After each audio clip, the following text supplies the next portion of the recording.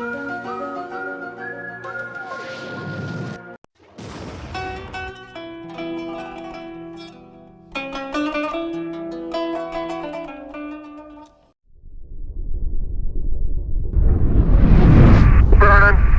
149 to go. John's looking at it out the hatch window. Picture's tracking. Just beautiful. Welcome to the Zopherus habitat. The Zopherus 1 mission set out to create a dwelling, a habitat inspired by biology and designed with an easily expandable modular footprint. Prior to construction, tremendous preparation is necessary for the astronauts' arrival. After the lander touches down, rover robots are deployed for regolith collection. Following optimal site selection, the lander seals to the ground to create a pressurized environment for printing, protecting the print process from the harsh Martian atmosphere.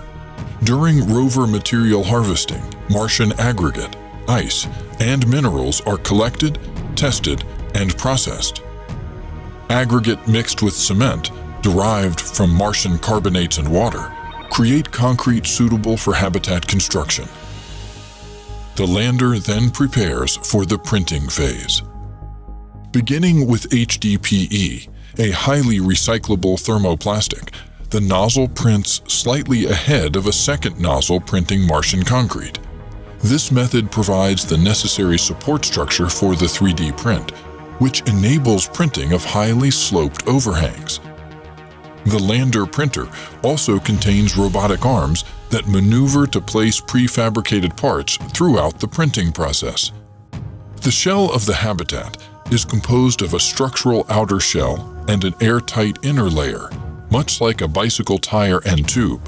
The thick and firm outer Martian concrete shell structurally confines and protects the thin and flexible inner layer of HDPE.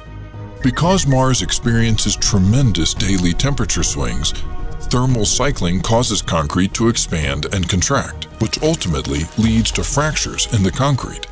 To mitigate cracking, the outer surface of the habitat includes a solar-oriented HDPE shading system that shields portions of the concrete shell that are exposed to the longest duration of direct sunlight, significantly reducing the magnitude of thermal stress while minimizing material use.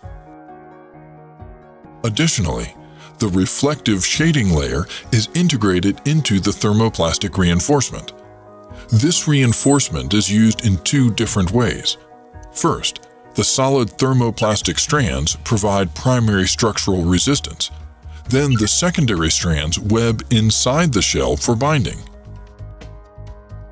Through the main suit hatch is the communal unit.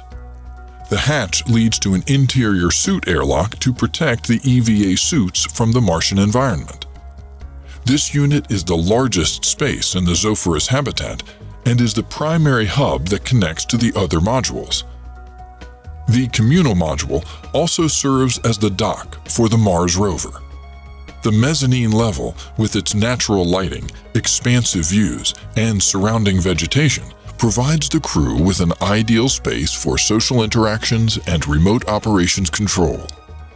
The hydroponic gardens assist with oxygen production and CO2 absorption. In addition, the external translucent radiation shield can be activated to protect the crew during peak radiation exposure hours. The crew quarters contain 4 bedrooms for rest, leisure, and privacy. Each space contains storage for personal items, emergency pressure suits, and a viewport. The crew unit also contains a sanitation room, equipped with plumbing facilities. The laboratory module provides a flexible space for studying Mars, complete with work surfaces, computer stations, lab equipment, and communications technology. Electrical and plumbing systems are centrally located for easy routing. The lab also features a second rover hatch to enable quick loading and unloading of field samples. The Zopherus habitat has the unique ability to grow with the demands of research and crew. The mobile printer is equipped to build and make repairs on site, while also serving as a backup pressure vessel in case of an emergency. The Zopherus habitat, building a new way forward for space exploration and human habitation.